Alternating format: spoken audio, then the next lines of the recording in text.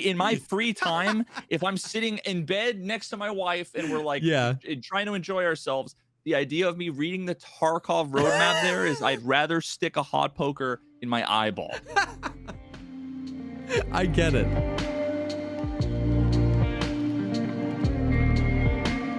What's up, everyone? Welcome to the podcast, the show dedicated to talking about all the progress things in life, like music, content creation, and video games. I'm one of your co-hosts, Jesse Kazam.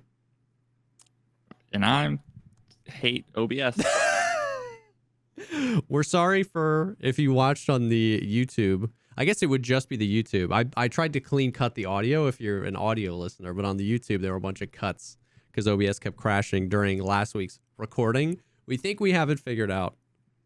So hopefully it'll be nice and clean today. Dude, all I have been able to do, oh God. So I go to like the little help drop down on the menu on OBS, and it basically just like directs you to the forum. The Discord channel. Oh, yeah. So I go into like the Windows support Discord channel, and I'm like, these are the 4 issues I'm having. The 4 issues I have with OBS are, and they may or may not be connected. Yep. They seem to be connected, or at least correlated. Frequently, the stream will go from the bit rate of 6K or whatever, Yeah. and go blip, blip, blip, down to 0, and then for 20 to 30 seconds it'll be at 0, and then it'll come back and it'll be fine. But no other connection issues. I can be playing a game real time. Yeah. No connection issues. I can be watching my own stream, blinking on the same stream PC on Google Chrome, saying your stream is down, and see the chat window going FFF. So like clearly it's connected You're still to connected. the internet. Yep. Now I understand they're like different connections, but so then there's that issue. And then number 2 is sometimes it crashes as soon as it hits 0, and it doesn't wait 30 seconds. It just hits 0, crashes. The third one is, and the third and fourth are connected, and I have an activity feed and a chat window that are like embedded as plugins. And then the activity feed shows me all the events, people resubbing and donating, whatever, and then there's the chat window. The chat window will go white, completely uninteractable. There's no way to fix it. There's no way to reload it. You literally have to just close OBS, which I can't do during a stream. And then the activity feed won't go white. It'll just freeze. Oh. So no more alerts, no more events, and I'll scroll and nothing happens, and none of the buttons are interactable. It's just frozen. Yeah. And all of those things are 100 times more likely to happen during the 2 hours that we have the podcast. Like I'll go an entire. I literally went an entire. We were just talking before the stream, before the podcast. I just streamed an entire week. I did have a couple of minor dips in my connection and stuff, which again, the connection stuff could just be like Comcast, whatever.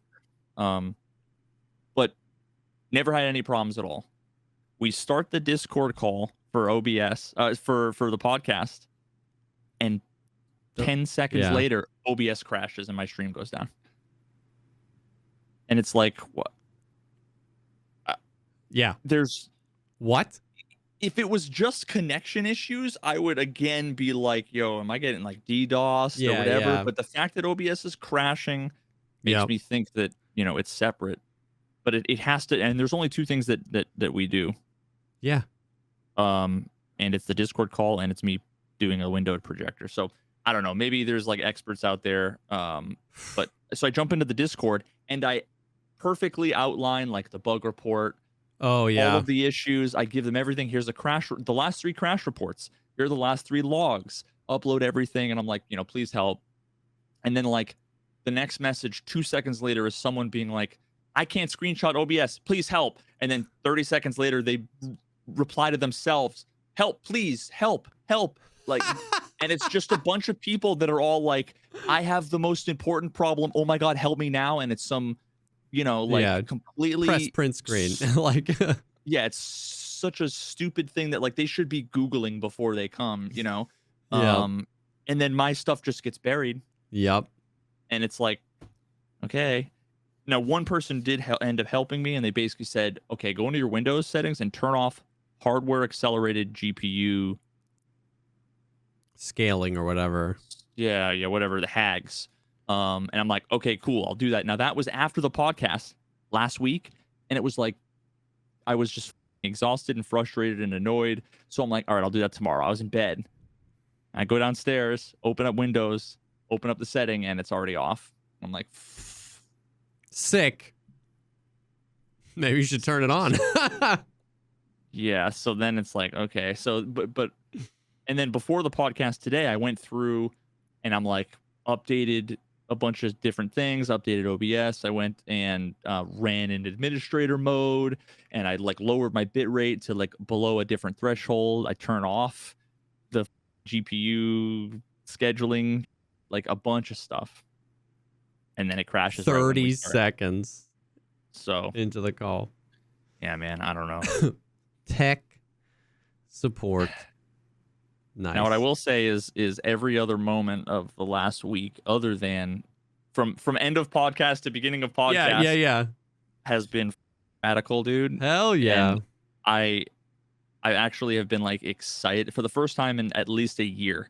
I've been excited to play a game and to stream, and I never would have expected it'd be No Man's Sky. Bro, I love that game, man. It's been a while since I've played it. I loved it when it came out, and then they did some of the big updates, and I played it a little bit again, and they've updated it so much. So much. It's basically an unrecognizable game from when it first came out. You know, okay, I have to say, I disagree with a lot of what people say, like related to that, because when I played the game, when it first came out, yeah, I like rushed in like a week, made it to the center of the galaxy. Yeah. I was like one of the first. One of the inner planets I named, and it was like literally like my GitHub URL. I named this I named the system that I'm like, this is my mark. You know, and this was what 7 years ago. Yeah. And like the game loop that I did, I went through, it was almost identical to what I just did in the last 50 hours that I played. And just last night, I made it to the second galaxy. But it was like the same thing. Now, there's a lot more added, but a lot of people are like, the game was trash when it came out. And, I loved it when it came out. I think so much of that is like wanting to bandwagon on like, No Man's Lie. It's so bad. Whatever. They lied to us. And it's like, sure, whatever. I'm not going to have to watch the Internet Historian video on that. Exactly. There was definitely a combination of things. There were definitely features that were promised that were missing, and there were definitely expectations set that weren't quite there. Like the planets were, it was all this whole procedural thing, and it was going to be, every planet was going to be different. And really, if you jump to like planet to planet, you get like 6 or 7 different types of planets. So I get it, but I definitely think a lot of it was bandwagoning. And I loved it, man. The first, like the week it came out, I remember going to my friend's house, bringing my PlayStation, and we like just played for like 12 straight hours. Oh, you played on PlayStation? Yeah, dude. I never even made it to the center. On that save, I made it 1 planet away from the center, and I never finished it. I just I never actually went to the center of the galaxy, but I got 1 planet away. Like I was there, and it was just like, I don't know. It was fun. And then there's so much now with like the base building and the multiplayer and the like third person, or was it first person? I don't remember which one got added. And all the ships and the frigates and the underwater stuff and all the different like the alien ships and stuff like that, the living ships, all that kind of stuff. It's dude. Yeah. So what made you hop into it?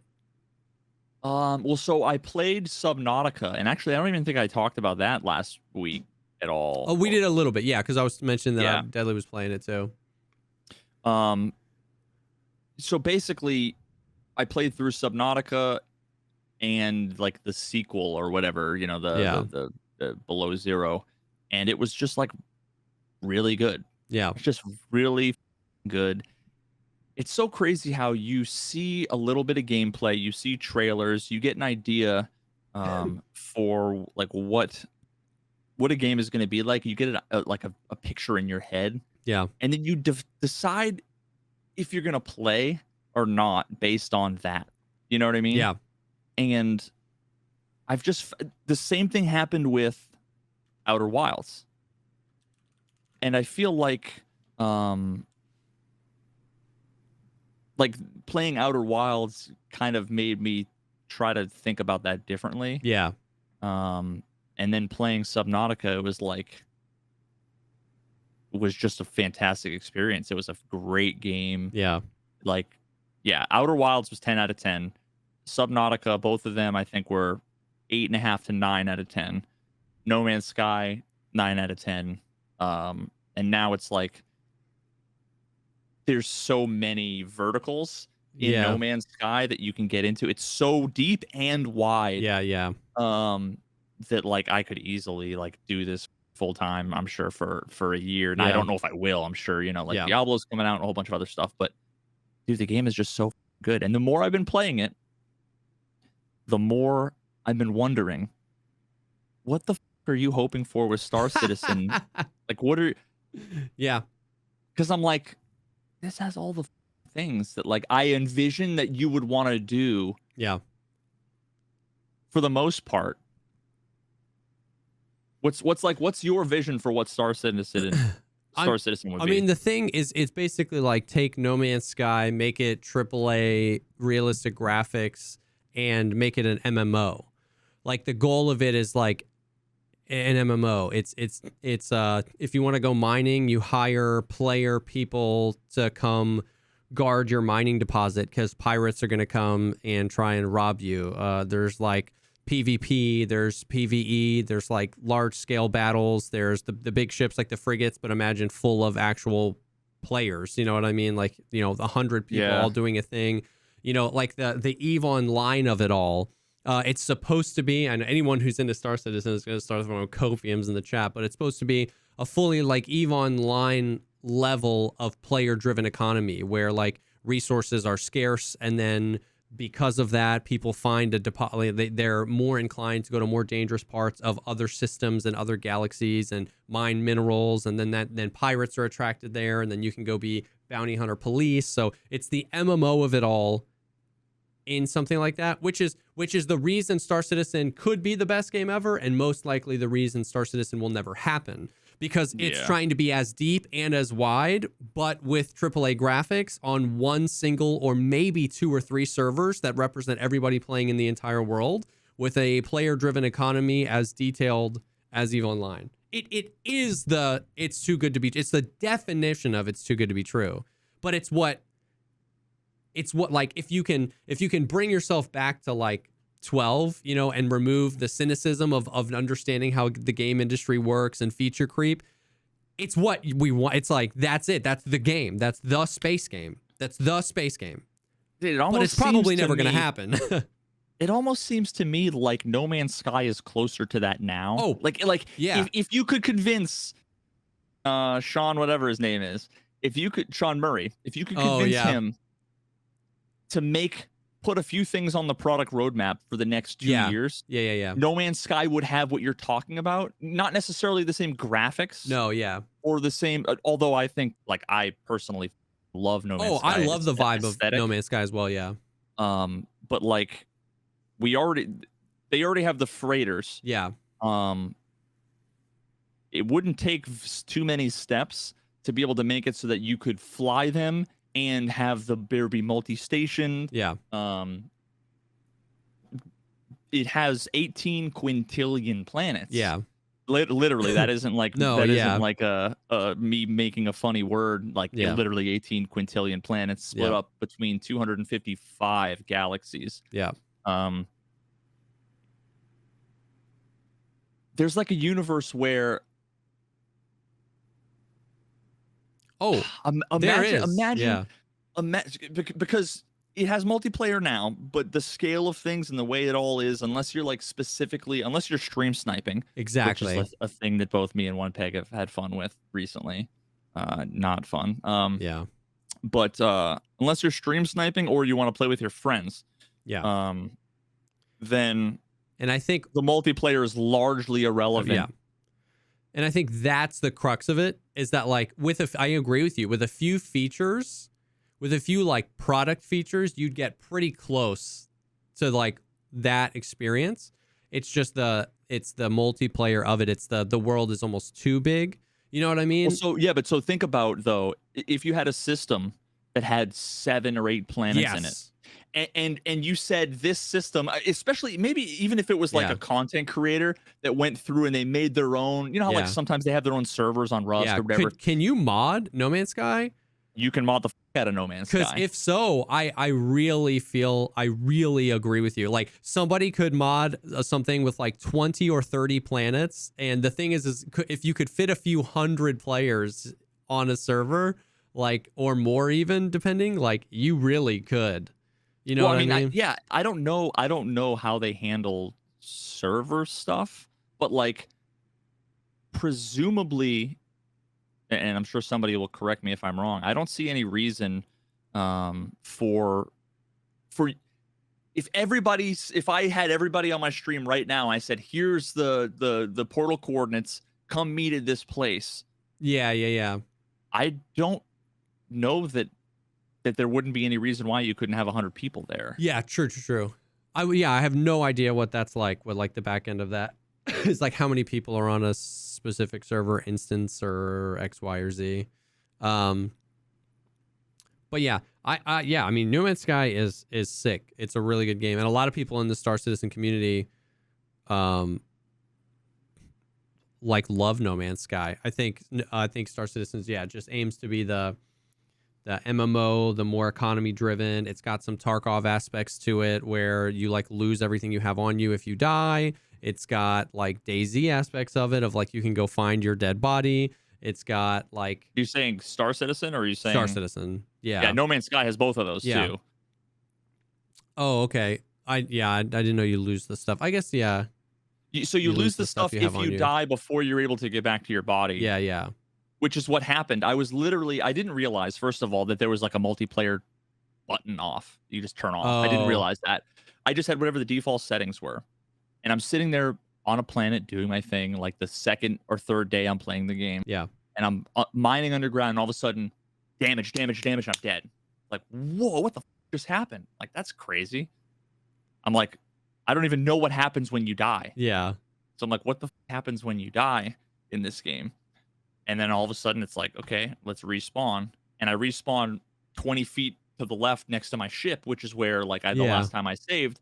And I look up and there's a ship staring at me. There's no player indicator. There's no. Yeah. And I just, and I'm dead again. Like, what the? And I respawn, I'm dead again. I'm like, what the is going on? And then somebody was like, yeah, that's a player. And I didn't realize until afterwards that I went into the VOD and I saw like the person's name like has entered your system or whatever. I didn't even know that was a thing. Yeah.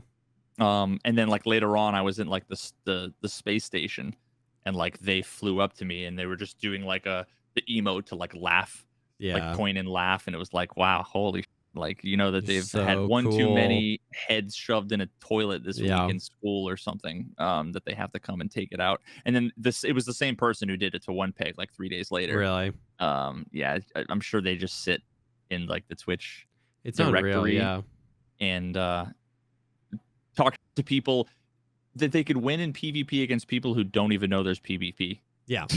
I'm like, I didn't even think that I would ever see a player. Yeah. You know? But I'm better than you because I killed you. Ha ha ha ha ha. Yeah, sick. I've got the starter ship.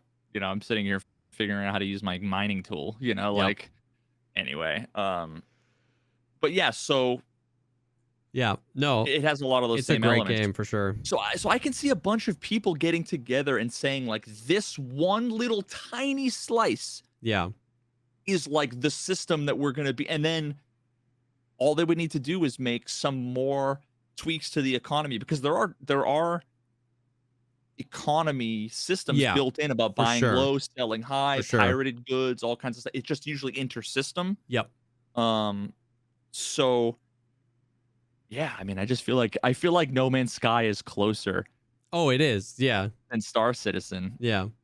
Although Star Citizen, I will say that my short time playing the ships. Yeah. And that was that's a whole other like level. yeah, that's the thing, is that like once again, like the true difference is the MMO of it all, because like everything is dependent on other people in Star Citizen, whereas like currently, and like you were saying, like things could be changed in No Man's Sky to make it more intra-player dependent, but like the systems, like there's bounty hunting and there's piracy and there's mining goods and there's cargo hauling, and all these things are also inter-player dependent. And then there's jail, so you can commit crimes, and then there's actual risk reward for those crimes. You go to jail, you have to spend a certain amount of time doing that. You can have a crime stat and trigger a PvP bounty where I literally chase you around the system and kill you, and I get rewarded for cash, money, what to spend your money on. There's all the ships, and then you meet. So the whole thing is dependent on players and the entire player-driven economy. And then on the flip side of that, you have the hand-drawnness of the assets, right? Like the ships are truly like remarkable works of art because they're done by hand. And what they're trying to do, a mixture of procedural generation and work on like planets and bunkers and derelict outposts and things floating around in space. They're trying to find this balance where they populate the world with things that are like a mixture of procedurally generated and hand-drawn, and you just get like a really interesting experience. And so is there base building? There's not base building. There will be like a kind of version of that where like habs and like stuff like that. I think there is actually eventually going to be farming. That's like so long from now though. There's a ship. There's a ship that's supposed to come out that is like a deployable 3D printer to build like housing and stuff like that on planets. And there's going to be lots, and you're going to be able to have player housing in the big cities. But that's so far away. But like the big thing that's holding them up right now is like Star Citizen has been like, so you know how like unplayable Tarkov was the first like 2 weeks of this wipe? Like Star Citizen has been like that for 3 months. Like really? Just unplayable.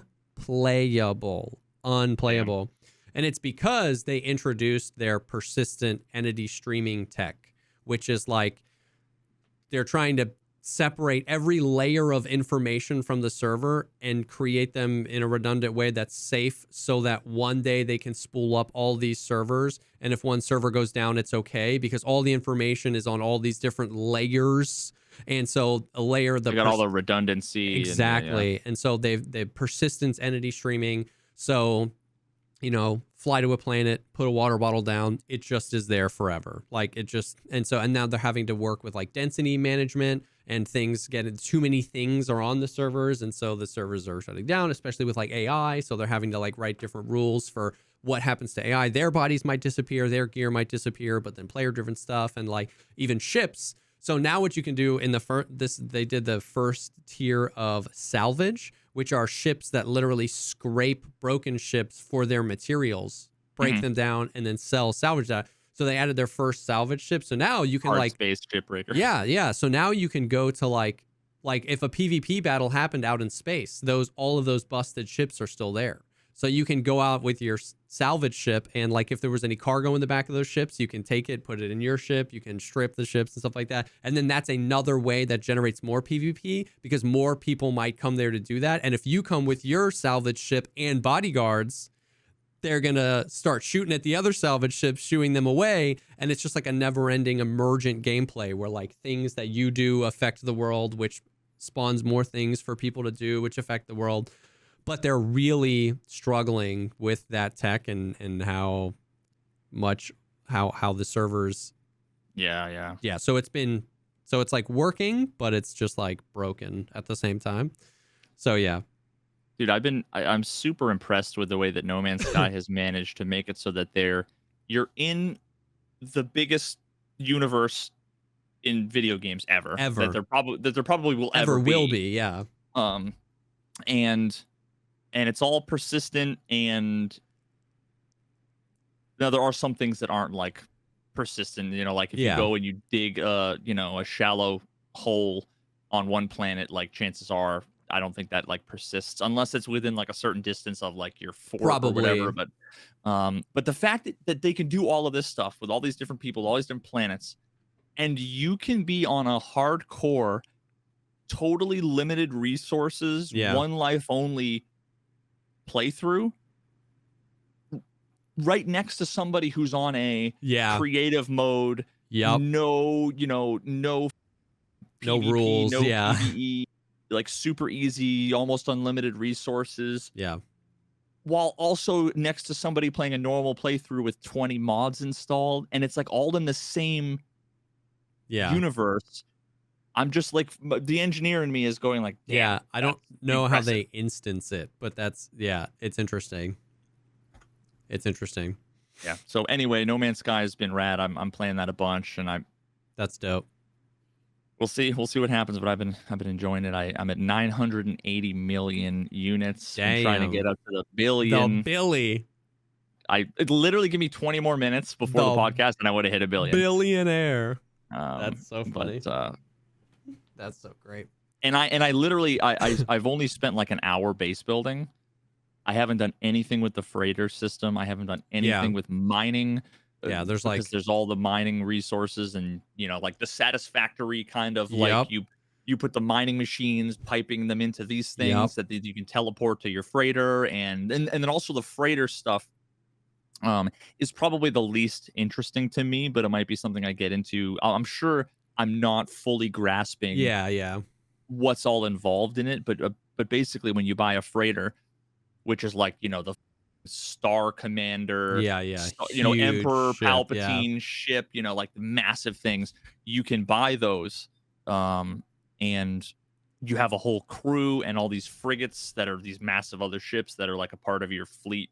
You can basically go and be like a commander of a fleet and say, these 3 frigates, I want to go over, do this mission over here. Let me give them all the fuel, all the resources that they need. And they basically do like mini missions. Asynchronously, like while you're playing the game normally. So I don't know what that entails, right? Is that going to be tens of millions of units you're going to be getting back? Or I don't know. Are they going to go die out there? And you're going to have to go. I have no idea. But yeah, that's, I don't know. Seems like another interesting thing. There's just so much. There's just so much I haven't even gotten into the into. game. It's dope. It's a great game. I miss it. And it is May the 4th. May the 4th. May the 4th be with you. Yes. Indeed. Perfect day to talk about space games. Yeah. So what's the dealio? You rated me yesterday or the day before. And someone said something along the lines of like, has he got a story for you? And I don't know if there's something in particular that happened with like Tarkov, or did you like play Tarkov for a bit and then like were they like this and then went and go play like Rust or something? So no, I did do a day where I played some DayZ and that went terribly. But it was kind of my own fault. But I don't even think that might have been the day. I don't know. It was probably because I think it was yesterday. So it was probably the big thing this week was the roadmap, which we'll get to. But what probably was they were talking about was I gamed with Valiant yesterday, and he was like, you may have heard this, but maybe not. He was like, yo, okay, I've heard this thing. I've heard that if you spawn in on an interchange raid, which is 40 minutes long, the raid timer is 40 minutes long, at exactly 38 minutes, if you don't get packet loss, Killa's in the raid. And I was like, what? And he was like, yeah, the theory is bosses spawn at the beginning of the raids, and if they spawn, it won't spawn a second wave of scavs in right away. It waits a little bit longer if a boss is on the map. But if the boss isn't on the map and it does spawn them in, it is 100% guaranteed you will get the packet loss symbol when it's spawning them in. Extremely likely. and it works, bro. And it works. And like, so we went on Streets, and we tested it on Streets because he had been testing it on Interchange and it was working. So we tested it on Streets, which was also that's a 50-minute. That might be a 40-minute. I think that's a 50-minute timer. And at 48 minutes, it was the same thing. We were like, oh, no packet loss. We checked for Killa. Killa wasn't there. And we were like, well, maybe Gluhar's here. Gluhar was there. And we killed him. And so then we went back in. The 48 minutes, no packet loss. And we were like, oh, maybe it isn't true. Surely not back to back. The bosses spawned so little. Killa was there. He kills Killa. We go back in. We get the packet loss. No boss. We go back in. We get the packet loss. No boss. And it's just like, and then later that day I saw like a TikTok of Tiggs doing it. And like, that's how killer farmers are farming interchange now. They spawn, you sit and wait for 2 minutes. And if you don't get packet loss, or if you get the packet loss, you just leave. And do you know how BSG fixes this? I don't know. They don't show the packet loss indicator anymore. But that's what they used to do. That was like, we used to not see the packet loss indicator. And we didn't know that didn't know how bad the packet loss was. Yeah, I know that's so funny. People have always been like, dude, the packet loss is so bad recently. I'm like, no, you just see it. Like, it was always this bad. Yep. You just see it now. So that was probably what they were talking about, because we were just like, we were testing that all day on like the maps, and I was like, damn. I was like, I might go for like Sturman too if I can like no guarantee and know he's there. It's so scuffed, bro. Game is scuffed. Why is there packet loss when they like? I mean, packet loss is probably not the right term. Like that little. If you see the packet loss indicator. Yeah, that could be, like, I don't know if that's just like a general network or any sort of error. If any error happens at all ever, then I don't know, but everyone calls it the packet loss indicator. Maybe that's because it is what it is, but it doesn't. I think it says lost, doesn't it? Not anymore. It's just a little indicator. Sometimes a number will come up if like your ping is crazy or if something else is happening, but gotcha. And these days it just shows the little, I don't even know what icon it is, but it just shows that. But it's crazy. It's just insane. But the big thing that happened last week is, of course, we should expect something tomorrow, because of course this happened on Friday. You know, the day after the podcast. They released the roadmap, which I'm sure you've seen. There's no way you haven't been bombarded with. Have you seen the roadmap? Not a single person. No, not a single. Nope. I can't tell if you're being serious. I'm being 100% serious. Really? No, nobody comes to talk to me about Tarkov anymore. Damn. Because I'm like, I don't want to talk about Tarkov. I was about to say, that's probably like how you like it, right? Yeah, absolutely. I love it. All right. I love it. I watched like a little bit of your video. Okay. On it. But even then, well, here it is if you want. It actually like I can't even describe it. I don't feel good emotions when I think about the Tarkov roadmap for like a million reasons that I don't even need to get into. I understand. If you know, you know. Yeah. But we're gonna get into it. Oh well, yeah, I don't mind getting into it. But yeah. Just in my free time, if I'm sitting in bed next to my wife and we're like trying to enjoy ourselves, the idea of me reading the Tarkov roadmap there is I'd rather stick a hot poker in my eyeball. I get it. I really do. Okay. Well, okay. So they released a roadmap and they just tweeted out, they said, a roadmap for the upcoming changes coming to Escape from Tarkov. Super vague. There's no dates anywhere on the roadmap. But it outlines 4 patches. And while a lot of people were like, man, none of this is new information, you'll find that none of it is new information, but this is actually valuable. Wait, what the f did you just send me? Oh, it's just a weird file format. I don't know why. Dog, what the f that's the most virus-looking message you've ever sent me. It's a random string of characters .jfif. .jfif. I don't know what a jfif file is. Dog, I ain't clicking that. All right, you don't have to click that. I've never heard of a jfif I can convert it to a PNG if you want. Oh, it's an image? Yeah. jfif. It's a precursor to JPEG? Hell yeah, dude. Older than JPEG. Okay. I literally just right-click downloaded from their Twitter. They tweeted it out. That's it. Of course, BSG would be got that JFIF, brother. Files as JFIF, a format that I've never ever heard of. Got that JFIF. I guess if I remember, I'll link the. This is a Bitcoin miner, dude. You know that, I right? hope so. I want some Bitcoin. No, not for you. I know. BSG is doing some like crowdsourced like SETI at home. You ever see that? Yeah. Yeah. So they outlined 4 patches The first patch, the closest patch would be 13.0.5, and they label it as a technical update. Fixes for visual problems with flashlights, the way they function, and lights on weapons.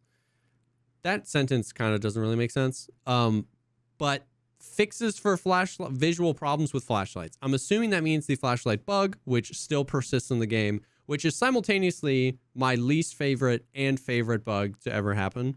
So I died. Somebody, where was I? I don't remember where I was. It was customs, and in customs, broad daylight, no fog. I kill a guy, and his duo swings me, and I'm staring at the surface of the sun. He had a flashlight, and I instantly was like, I love this bug. Like, it's been so long since I had somebody shine a flashlight in my face, and was reminded of how stupid I think flashlights are integrated into this game.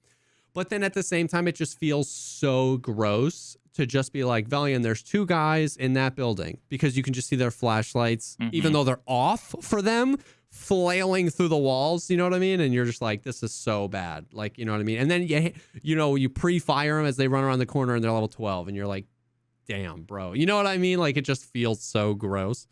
So that bug sucks.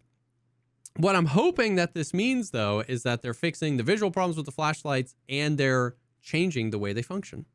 You know what I mean? Like, they're maybe actually doing a pass on flashlights. I think part of it wasn't like helmet lights too. Yeah, which helmet lights are on here somewhere, but we have helmet lights, but you can't toggle them on or off. Yeah. And the angle at which they point, I have a screenshot I could find and send to you. Nonsense. He put a laser on his helmet, and it was Ben, and then he had a laser on his gun, and like he was looking at the horizon, and the laser was pointed 45 degrees at the ground. But then the laser on his gun, like there was a point where they intersected, and then the one just went straight to the ground, and the one on the gun, he was looking at the horizon. It's like, why? And it does that with flashlights too. It just points straight down. So you have to look up to like flashlight anything. So, and you can't toggle them on or off, which is weird. But so this is the technical update. Fixes for the flashlights. The reworking of sky on all locations. I don't know what that means. Didn't you say last time around though that the skybox, that's probably like the rest of the maps? Yeah, either the rest of the maps, or they accidentally did what they did and there's more. I don't know what that means. Somebody asked if that could be part of the interchange lighting fix. Theoretically, it could be, right? Because we know that no matter what time of day, it doesn't that doesn't change the amount of light coming through the giant freaking skylights. So maybe that's a part of it. I truly don't know. Oculus audio tweaks on Lighthouse and Interchange. Thank Christ, because Oculus audio isn't great, but Interchange is unplayable to me because it's still the only map. Like Lighthouse, you can kind of get away with it because the only it's really just all outdoors. Yeah, it's really just the two chalets and then the water treatment plant. You know what I mean? And that close, you kind of know where people are anyway. Interchange is literally the entire map, 3 floors of all meaningless sound. So that's really good. Changes in the headset system. Don't know what that means. That's scary. Yeah. I don't know what that means. I think in general, we've talked a bit before about how like everything is just so loud. And so I wonder if they're adjusting how far away the headsets allow you to hear and what the volume, how it's being boosted. I don't know. It'd be interested to see. But I wonder if they're going to make it so that the reason why the headsets are super OP is because it has all of the benefits of like what you get from when you wear them in real life, but none of the drawbacks. Yes. And it's because seemingly they implemented it more complicated than it needed to be. Yeah. As if they were like future technology. Yeah. Like when I had these are Jordans. Walker's Razor. Yeah. When I wear these, I mean, I could hear a mouse's footsteps on the other side of the room behind me, but I also hear the of my computer fans. Yeah, And yeah. like it's so all of the ambience is significantly louder, obviously, because what it's doing is it's just compressing all the quiet stuff. It's making it bringing the floor of that up way, way high, and then the ceiling it brings way down, so it's much less dynamic range. In Tarkov, what it does is it says, "Oh, all of the things that you would want to be louder, we're going to make louder, and the things that you wouldn't want to make louder, we're going to make softer." Which is like you can have your cake and eat it too, but that's just not how the literal ambient noise of the map goes away. The rain gets quieter. Yeah. Like I remember the first day I wore those, it blew my mind because it was like I put them on in the range, and the first thing I could notice was, first of all, that I could just have a simple conversation with I had a conversation with my dad. He had normal headphones on, and he was like, "Yeah, I can't hear you. What are you doing?" Because you hear a pop, pop, pop, and he's like screaming over it, and I'm just like, "You don't need to yell. Like I can hear you perfectly fine." So you can have a obviously you protect your ears, but you have like normal volume conversation. But all of a sudden, the thing that stuck out to me was I could hear running water, like a babbling brook. And it was like, is there like one of those like Zen fountain? Like, and I realized all the way at the end, they have the water trickling down on the backstop to keep it cool. And I realized I like zoom in with my eyes, and I'm like,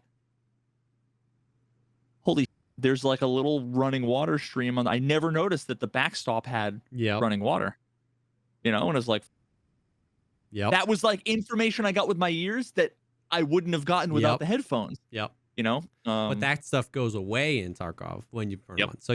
So obviously there's a little bit of like worry that there's a little bit of a worry that they're going to break something that's maybe it's overpowered but not broken. So people are worried they're going to break something that's not broken. But I definitely have hopes that they do make some adjustments, because I do think that the headsets are a little overpowered. And just in general, we've talked many times about how just loud everything is that the player does. And a large part of that is because if you've been playing Tarkov for any amount of time, you permanently have headphones on, So imagine how different the game would be if everybody, like nobody had headphones. I wonder how different the gameplay. I think so much more often than you do now, you'd roll up and get surprised by somebody who's already like danger close. For sure. Whereas before you're like, I hear someone coming from the next state over, and I'm prepared, and you either sit and camp and wait, or you aggro them or whatever. I feel like it'd be, and that would also help the whole you can never sneak anymore. Exactly. I would love it because if they went and they made the headphones a little bit more realistic in that way, and the ambience got much louder. I wonder if I bet you a lot of people just wouldn't wear the headphones. All you're doing is turning the volume up. And then compressing it, which you can do in post today. So very interesting. Very interesting. So I don't know. So changes in the headset system, changes in the AI voice line playback system, in particular, their frequency, volume, and positioning.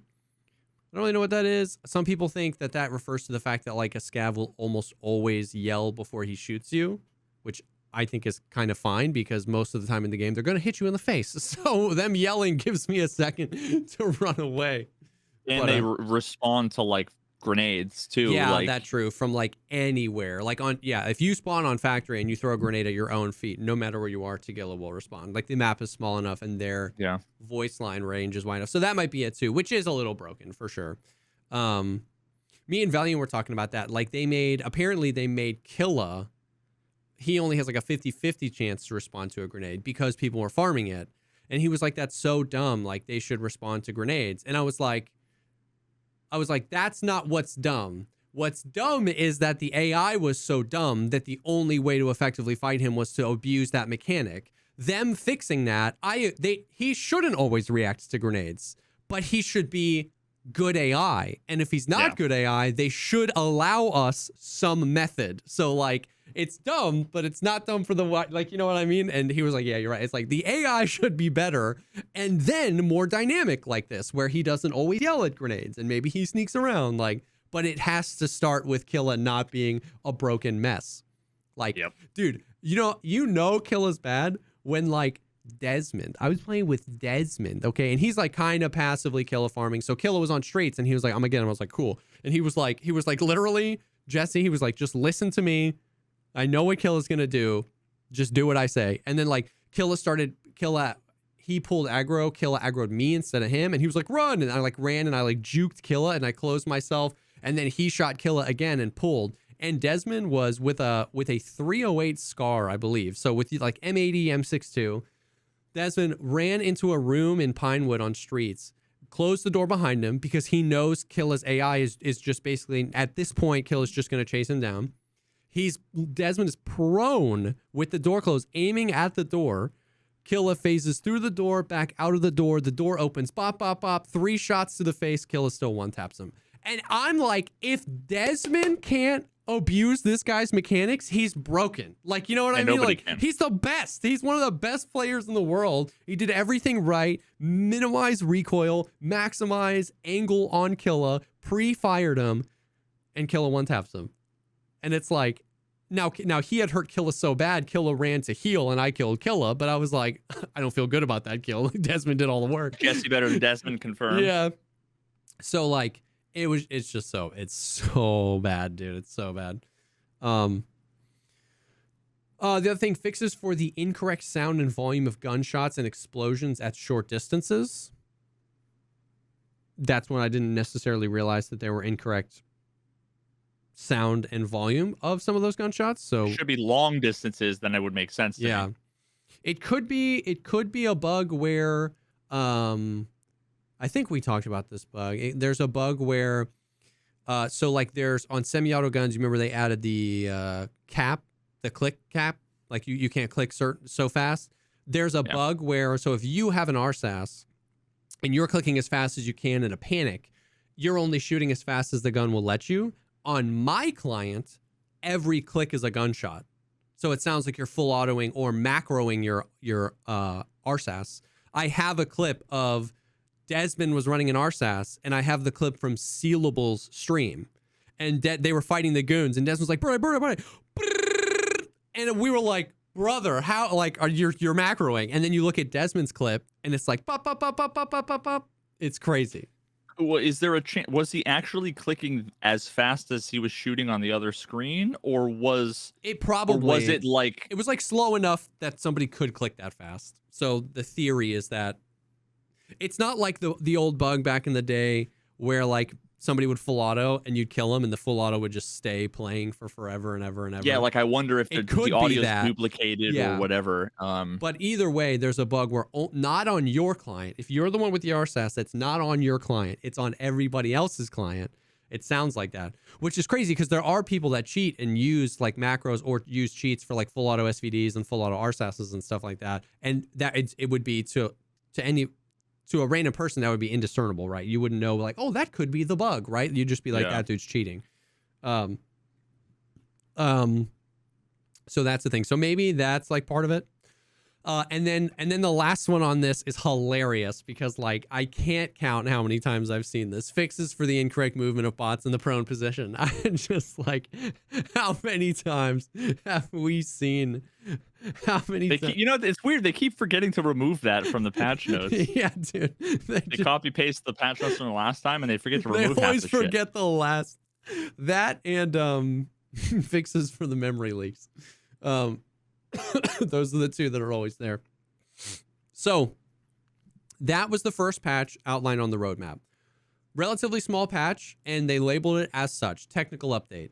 There are some kind of curveballs in there where like changes to the headset system and rework of the skyboxes on all locations. Like that kind of leads to believe that this patch is a little bit more than just like a let's deploy this technical patch ASAP to fix the flashlight bug. And then the wording of the flashlight thing is a little interesting. It kind of sounds like they're doing a little bit more work than just fixing that bug. So it's hard to tell if this patch is like days away or weeks away, right? I have no idea. The second patch is literally just the transition to Unity 2021. That's it. There's no other patch notes there. Once again, no dates. That's not even a named patch, because the first one is update 13.0.5 and then just transition to Unity 2021. And then 13.1 is the, well, once again, it's called another technical update, which is interesting. And this is like basically everything they talked about that is coming as a result of Unity 2021. Fundamental changes to the architecture of the display and synchronization of players on the client and their connection to the server, including the gradual increase in the number of players and bots in the raid to 60, improving hit registration. Wait, players and bots? Yeah, dude. That's an additional caveat that was never they've always said PMCs, and all of a sudden it's like players and bots. No, it's like, okay, well now I don't know. I don't know what to say there. Not only has he said PMCs in the not only on the podcast did he say PMCs, but he was actually explicitly questioned, do you mean players and player scavs? And he looked into the camera and said, no, 60 PMCs. And then they put on the freaking thing, number of players and bots in a raid to 60. So I just don't know how to answer that question. I don't know. The answer is potato. That's it. That's it. We're just going to wait and see. Like it's they're doing everything they can to give the impression of moving the goalposts without. It is as if they are doing everything in their power to be as explicitly confusing as possible. It is truly mind-blowing. I don't know. Improve hit registration, increasing the accuracy of position matching of players on the server and the client, noticeable increase in FPS in online raids, reducing the chance of encountering the desynchronization with the server, network traffic optimizations. There's a new culling system on the old locations, because I think they said that they had already implemented that on like streets, and maybe Lighthouse or something. I don't know. Optimizing RAM consumption, including elimination of possible memory leaks, and optimizing the render system for semi-transparent materials. So it's probably like we're gonna fix the glasses bug that we've had for a million years. I hope so. There's that. There's all sorts of weird stuff with glass, man. Where Desmond will shoot a window in front of me. I'll see the glass pieces fall to the ground. He'll jump out the window, and I can't jump out the window because the window is still there, and I have to shoot it again. There's a bug on streets where certain places in like some of the train cars that are in the middle of the road, if you lean a certain way, the glass disappears. Like your sight picture just gets clear, and it's like, and then it comes. I've seen that on reserve. It's on reserve. So like there's lots of weird stuff with glass, the glasses and that kind of stuff, and that. So okay, the fundamental changes to the architecture of display and synchronization of players is one bullet point. Then there's reduce the chance of encountering desync, and then another one is increase the accuracy of positions of the players on the server. Well, that to me seems like three different ways of saying the same thing. Well, yeah. So he's saying it's saying that this patch is fundamental changes to the architecture of display of the players, the client, and the servers, that's like a top-level bullet. Including like basically this is what you should see as a result of those things. They should have put fundamental changes to the architecture of display and synchronization of players on the client and their connection to the server, including changing the architecture of display and synchronization of players, synchronization of players on the client, synchronization of players on the client and their connection to the server, as well as the fundamental changes to the architecture of display. Naturally. Oh, God. Now, this is like... So this is it, right? This is it. That's the most important thing ever in the history of... That is the most important patch ever. Tarkov lives or dies based on that. That's what I'm getting at. That is exactly what I was getting at.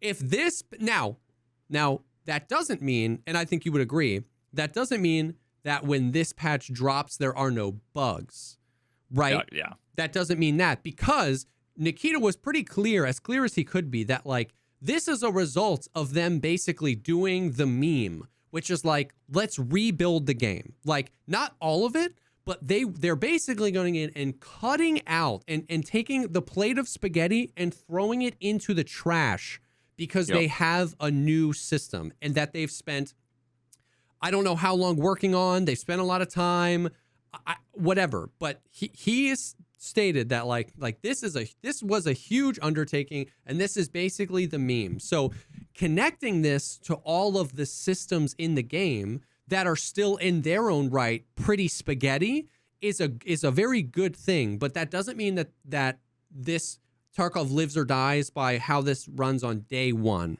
Yeah, no, but for sure. 6 months, 3, 4, 5, 6 months into this patch being fully integrated and them having time to fix it, Tarkov lives or dies by this patch, by 13.1. If we still have the desync, if they still have the desync, then they'll never not have desync. Exactly. If we still die 2 seconds behind cover, if we still get ginormous frame rate dips, if you still can't run freaking customs at higher than 70 FPS on a modern machine, after this patch is fully integrated and worked out, it's never going to get better. This is it, which is exciting and terrifying. This is exactly what we wanted them to do for so long, right? And the way he made it sound is that this is something they've been working on for a while. That's not like they've started doing this. They are finishing it up and they're working on it. But like we have said countless times on this podcast that all of the cool features in the world mean nothing if the player can't trust what they hear, trust what they see. A lot of people responded to any tweet about this and said, no mention of cheaters, rip. Which I'm sure they're going to stop. Yeah, I actually understand that because people don't understand how this is working, and I can't necessarily expect them to be as invested in Tarkov as I am. If you are as invested as I am, you'll know that like basically what Nikita said on the podcast was that these changes to how they're restructuring the netcode, what information is on the client, what information is on the server, and how those things are communicated. Basically what he said is that's going to be one of their single greatest leaps in anti-cheat, because the way a lot of cheats are developed take advantage of the spaghetti code or take advantage of just a less than optimal way the code was written originally. So by rewriting it, and by rewriting it very aware of how people cheat in their game. So he said that on the podcast. They didn't list that here as it will be. And it's full copium, right? I'm not saying it will 100% be successful. I'm saying that this is also anti-cheat. Yeah, you know what I mean? And another thing worth mentioning there too is that like the way the game is now, the spaghetti code allows the cheaters to hide in plain sight. Yeah. There is no how many times have we said that there's no way to tell if there's a cheater or if it's desync? Such a good point. Yep. Well, now if desync is gone, yeah. Or, obviously asterisk. But But now if you're dying behind a wall, it's that much more likely the person was shooting you through a wall or ricocheting bullets around corners and all kinds of other, right? Yes. Like in normal games when you play and you can feel something is sus. You're like, he shot me through a wall or he wallbanged me and he couldn't. But in this game, you can, I always go back to that clip with Vibin where I was like, cheater, dude. And then you see his clip and he slow leans around the corner and shoots me in the head. And I'm like, he just wasn't even on my screen. And you're just like, so yeah, that's such a good point. That's such a good point that this game has beaten doubt into every circumstance and just not knowing if it was suspicious or not. So not only do they get to hijack the vulnerabilities of the code, but they get to hide in plain sight. And so few people report because in the back of their mind, they go, could have been desync, could have been hit reg, could have been or this. Everybody reports all the time. Yeah, or you get the people that mass report because they don't accept those things and their reports don't get seen because they mass report everybody. So this is it. Like, this is everything. The only audio isn't on here as an explicit thing. They said that they're working on Oculus in the previous technical patch, and I'm sure that that's something that they'll basically, when on the podcast, they said that that's just, they're going to continue to iterate on that and try all those things. But this is it, man. This is everything. This is optimizing the game, giving us more FPS, reducing the desync, reworking the netcode, reworking the network infrastructure, hopefully like making it much harder for people to cheat, making the people who do cheat much easier to catch. Like this, yeah, this is it. So it's terrifying, but God, I hope it works. Now, we'll come back to another reason why I think this road wrap was good when we roll through the 14.0 stuff. But the next patch here is patch 14.0, and this is labeled content update. And in this, we're supposed to get the Streets of Tarkov expansion, the BTR on Streets, new boss for Streets, vaulting, the armored plates for body armor and the rework of the hitboxes, full kit presets, weapon animations when interacting with cover. I don't know if that's just a long way of saying the new blind fire animations or not. Didn't they also say mounting? Not mounting, but like... That's coming later on. Well, yeah. That's actually later on this list. But it could be like high ready. Like if you run into a wall, like in Ready or Not, depending on how you run into a wall, the gun will go up or down, and that kind of helps. I don't know. Yeah. Left shoulder shooting, hideout expansion, randomized loot containers, rework of the recoil mechanics of all weapon types, quick pistol transition, suppressor durability, sound variations, subsonic ammunition, ammunition loading interface, sight brightness adjustments, the UI rework, quest rebalance, rebalancing of levels, skills, and mastering, bipods and stabilizing firearms with cover, choosing which body part to heal via hotkey, helmet flashlight, which I'm assuming means rework because we have them, meds, food consumption upon double click, praise God, the new weapons, and other. They should have. I really wish it was 14.0.0 content update. Seasons 3 and 4 of Chronicles of Rigi, and then nothing else. And then nothing else. Raid Season 2. Yeah. Raid Season 2. Behind the scenes director's cut DVD for sale on oh my God, bro. Oh my God. Only $29.99 if you purchase the OD. Yeah. Now, the thing I'm the most excited about is the meds and food consumption upon double click, because I'm always a hungry guy. And if you're also a hungry guy, you should use this week's sponsor. I couldn't think of a better Nom nom nom. I couldn't think of a better transition. I do want to take a second and thank the sponsor for this week's episode before we dive into the content update. That was just as cringy as possible. That's kind of what I was going for. But thank you so much to Factor for sponsoring this episode of the podcast. Thank you guys so much for supporting us and getting us to this position. But a huge thank you to Factor. Factor is America's #1 ready-to-eat meal kit. It can help you fuel up fast with ready-to-eat meals delivered straight to your door. You'll save time, eat well, and tackle everything on your to-do list. We've been sponsored by Factor before. We've gotten some Factor boxes. We've eaten their food. We've drank their smoothies. And so it's a really cool system where the big thing here is they're ready-to-eat meals. All you got to do is heat them up, which is awesome for guys like us that are just in our offices all day long gaming. The big thing for me about these things is convenience. It's not, you know what I mean? It's not like trying to cancel a gym membership or anything. Everything is convenient. You can pause a week if you want to. You can pick right back up the next week. You can reduce the amount of meals you get this week to save money, or because you're doing something, or maybe you're going out this weekend, you can increase the amount of meals next week. The convenience factor of there are meals that are under 550 calories per serving. They have a protein plus section that has over 30 grams of protein per serving. They have keto options. They have all sorts of stuff. So the convenience is insane. There's 34 chef prepared, dietitian approved weekly options. So not only do you get all that convenience, but it's not like you're stuck with like there's 4 different things to choose from. They have 34 different meals to pick from every single week. So it's kind of just like super easy, super convenient, super delicious. It's just good. Yeah, and anytime you can have something that I like and my wife likes, that's also healthy. Yeah. That's also convenient is basically impossible. Yeah. It kind of hits all the things of healthy too, because not only is it actually real food, like, you know what I mean?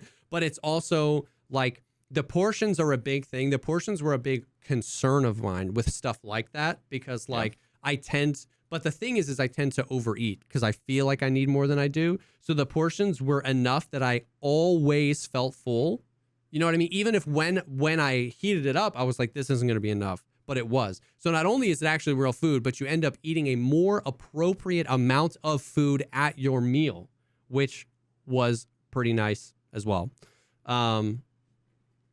So it's awesome. You can head to factormeals.com/podcast40 and use code podcast40 to get 40% off your first box. That is podcast40 at factormeals.com/podcast40 to get 40% off your first box. Huge thank you to Factor for sponsoring this episode of the podcast.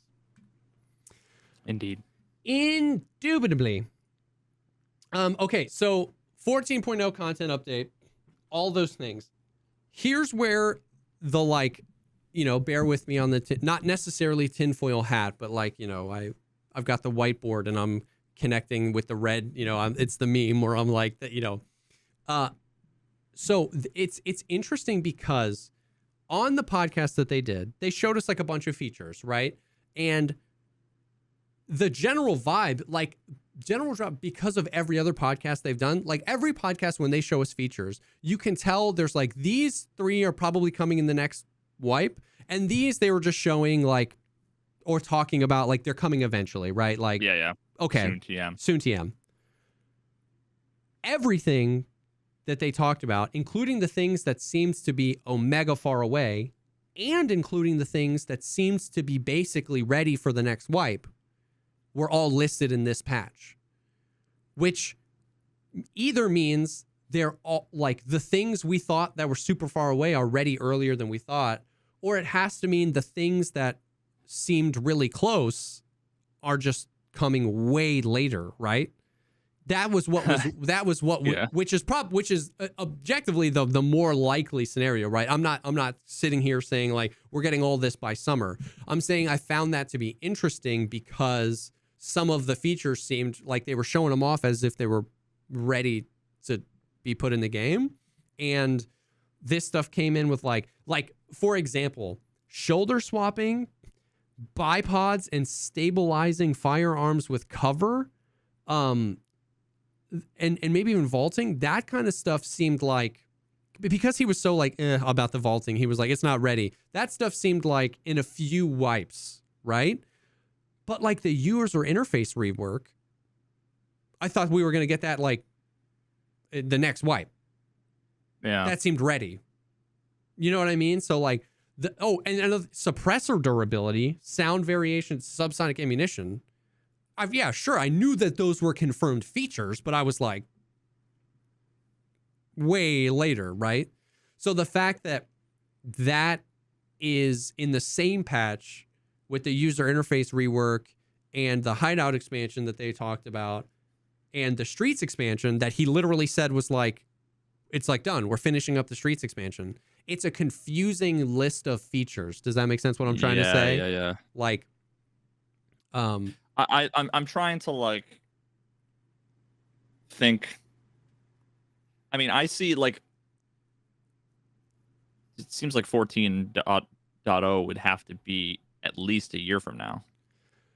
Like if you just asked me to and again, this is completely, I'm like 1% educated on this. But just like knowing what I know, I would think that Unity, the different technical updates, including all of the net code and everything like that, you're talking at 6 to 9 months at least. Yeah. Like at least. And then all of the stuff around stabilizing, fixing, addressing, adjusting, whatever, changing in priorities. And then you have the biggest list on all these things after that. Yeah. With a million things that are all going to be intertwined and break.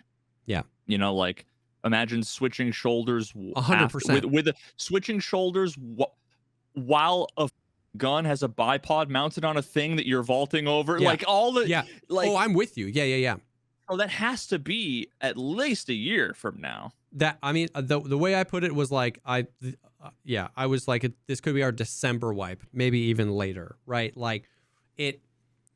Talking about 14 Yeah, but it literally could be like I really have no idea. But that's what I'm saying. I Is think that like April wipe. that's March what I'm saying. wipe. Is it's confusing, and I'm not saying that that's not like possible. That's probably very possible. I'm just saying like it's confusing because they did the podcast and they've been tweeting out the Streets expansion pictures and they showed us a bunch of these features. And like he talked about the Streets expansion. He was like, it's basically ready, but it's not like the next expansion isn't that's not bringing Streets to its full, but it's just like, this is the first of a few expansions we're going to do to Streets. Those things seemed like they were like so ready to come out. But then like you said, these things are so, there's just so many breakable things in this patch. Like, you know what I mean? Like they're probably going to drop some of these things in the 14.0 content update. Probably drop a few of them potentially if things are going well early. Maybe. And like that maybe would make they've learned their sense. lesson and they're going to under promise and over deliver as opposed to doing the opposite. That would be interesting. That would be super interesting. It would just be weird because at that point, why show the roadmap? So I think the roadmap is good because just shut everybody up saying we need a roadmap. Maybe. I think this roadmap is really good because it lets us know the order of operations. Because after the podcast, that last devcast, you and me talked about it, and I've been saying it ever since. Like, I don't care about vaulting. I don't care about the Streets expansion. All that stuff. I said since the podcast, I said the network stuff he talked about is the most important thing for Tarkov's history. And it's cool to see that that's how their priorities are. All the cool content on the roadmap is after. Now, like you said, they might say, we're a little delayed here. We're going to pull these two features because these are the ones that are the most ready, and we're going to put that in because this bad. They might do that. But the fact that the optimizations are more important than the content, like, is what the Twitch chat, the Reddit has been saying for years. Fix the game, right? So, like, the fact that they have it on here, right? Before we get the Streets expansion, before we get all this other cool stuff, they're pushing out this big, giant infrastructure change. And that's good. And this lets us know that, right? That they're doing it before they're putting out any more guns or more anything. No, they took all the 3D artists and they're training them how to write netcode. Yeah. Yeah. They're doing what the Redditors wanted them to do, which is... Yeah, pull the map designers, pull the modelers. Take all the stunt doubles from put them all on anti-cheat. episode 17. And yeah, they're working on audio. Yeah. So very interesting flow here. The other thing that I was thinking of is like, think about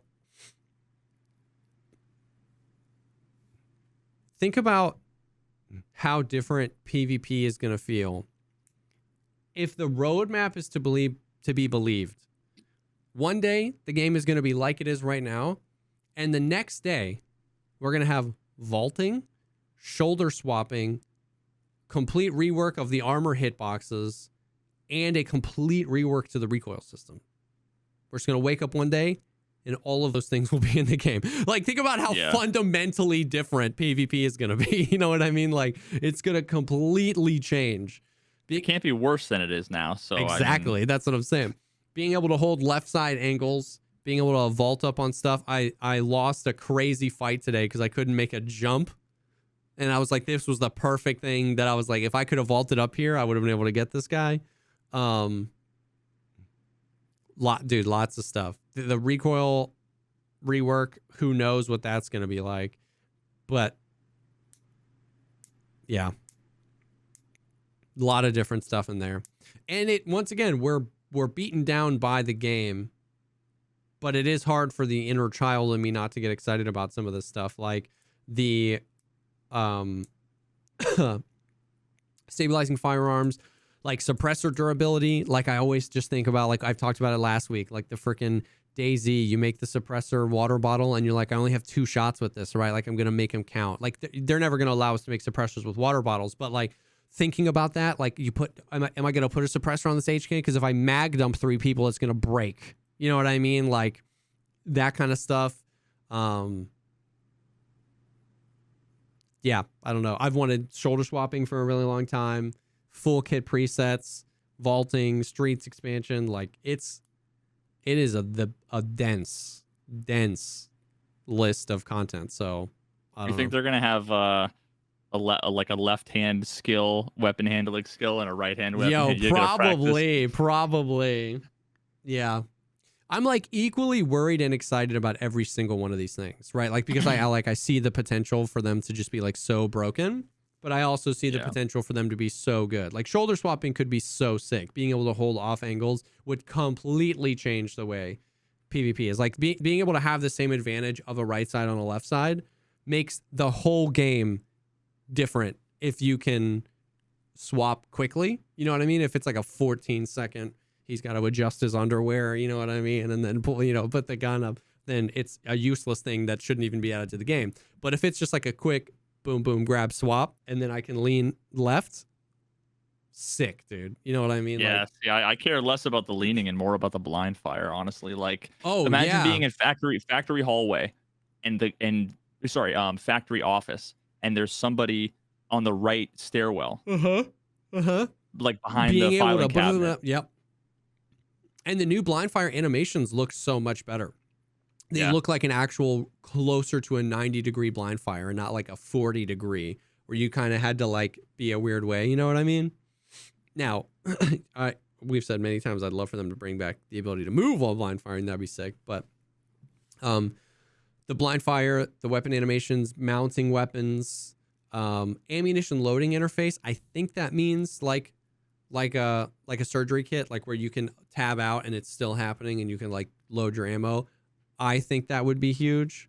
Didn't they talk about like being able to custom load mags with like the bullets, how you wanted like alternating? Yes.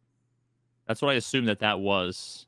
I don't know. They talked about an ammo loading thing on the podcast, and then I thought somebody reached out and he was talking about that, but then I watched Nice Guy's video and apparently Nice Guy reached out and confirmed that this means that, but I don't know. It's all very loose, fast and loose. Quick pistol transition is such a huge quality of life thing for me that completely like changes how viable sidearms are in the game, right? You know what I mean? Especially if you're running something like a Val, right, with a 30-round mag. How many times have you with a gun like the Val that shoots really fast? It's like, oh, 3-man, boom, boom, your spray transfer. The second guy, you run out of ammo. If you still have the power position, that guy's got his pants down, and you've got a 5.7, like real quick, so sick. Like the plays are gonna be so sick.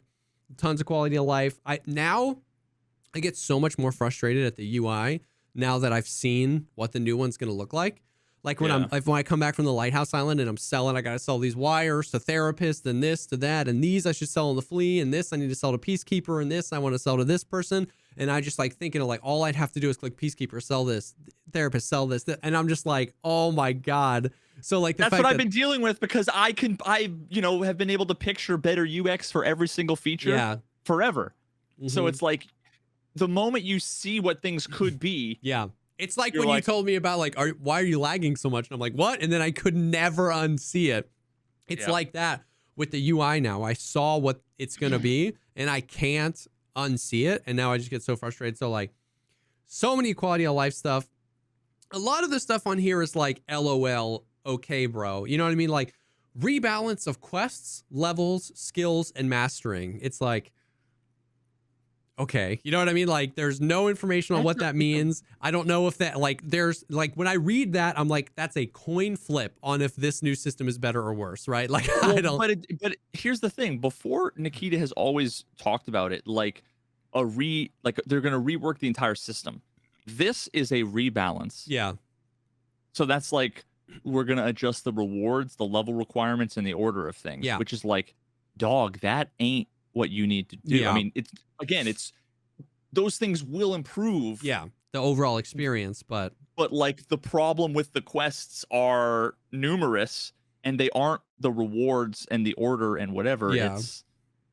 It's like the lore, the incentivizing, the communicating, the information, the fact that like, dude, oh my god, I've seen 3 separate videos about 3 different video games. Actually, 2 of them were like video essays. One of them was Asmongold responding to like a Diablo video or a Path of Exile or something where I've heard if you have to use a wiki to play a game, you're doing it wrong. Yeah.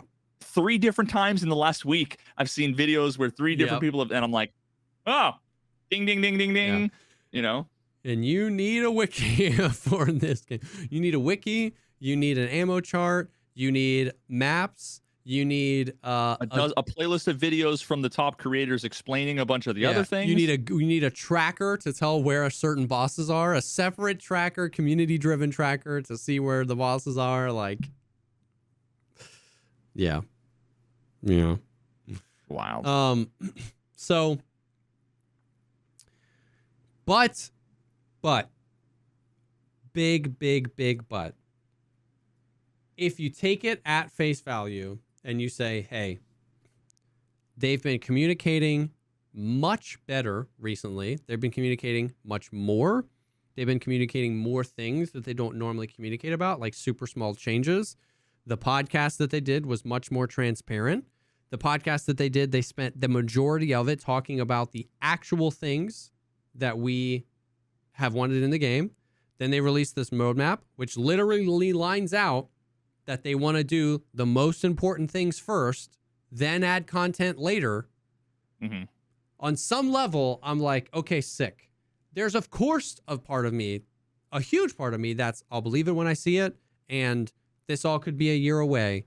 But I've been battling with, a lot of people. I retweeted this roadmap, and I was like, sick, love to see this, love that we got an order of these things. Like, thank you. And I got a lot of people that were like, don't you dare pat them on the back for the bare minimum. This is the stuff they should have been doing for years, and you're just setting a bar low for them, and they're going to be able to do anything and get your praise. And on some level, I see the nugget in what those people are trying to say, but I just have a really hard time not being the guy that's like, I wanted a thing to be better, and it's getting better. I'm not saying that I put my life in their hands. I'm saying I wanted it to be better, and I'm getting exactly what I want. And people, I'm just tweeting about it, right? Like, it's not that big of a deal. No, dude, what the people are saying about what you've been saying is they're taking the most unreasonable interpretation of your words. Yeah. There is somebody who could think this way.